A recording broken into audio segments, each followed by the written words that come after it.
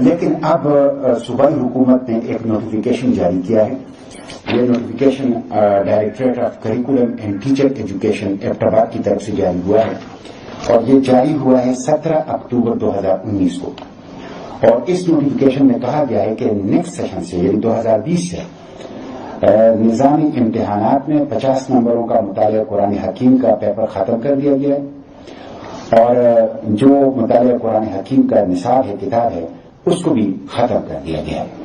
ہم اس فیصلے کی مذمت کرتے ہیں, ہم اس فیصلے کو مسترد کرتے ہیں. ہم صوبائی حکومت کی اس فیصلے کے خلاف عوام کو منظم کریں گے, عوام کو ایجوکیٹ کریں گے اور ہم ہر صورت میں اس ظالمانہ فیصلے کو بدلنے کے لیے آخری حد تک جائیں گے.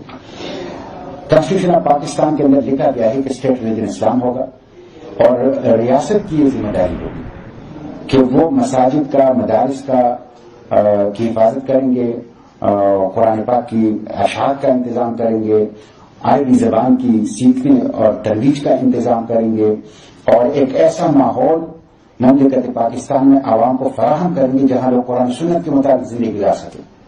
صوبائی حکومت کا یہ فیصلہ آئین کے خلاف ہے. صوبائی حکومت کا یہ فیصلہ ایمان اور اسلام اور ہماری دینی اور ملی احساسات اور جذبات کے خلاف ہے اور صوبائی حکومت نے یہ فیصلہ IMF کے اشارے پہ کیا ہے. صوبائی حکومت نے یہ فیصلہ ایجوکیشن ڈپارٹمنٹ کے اندر, ایجوکیشن کے اندر جو ڈونر کنٹریز ہیں یا ڈونر ایجنسیز ہیں ان کے پریشر پہ کیا ہے. یہ اپنے استحصالی مالیاتی منصوبوں کے ذریعے سے پاکستان کی نئی نسل کو قرآن سنت سے دور کرنا چاہتے ہیں اور قرض کو ثقافتی یلغار کے لیے ایک ٹول کے طور پہ استعمال کریں. یہ ثقافتی دہشت گردی کے لیے قرض کو استعمال کرنا چاہتے ہیں, اس لیے ہم اس کی مذمت کرتے ہیں. یورپی یونین کی طرف سے, IMF کی طرف سے, ورلڈ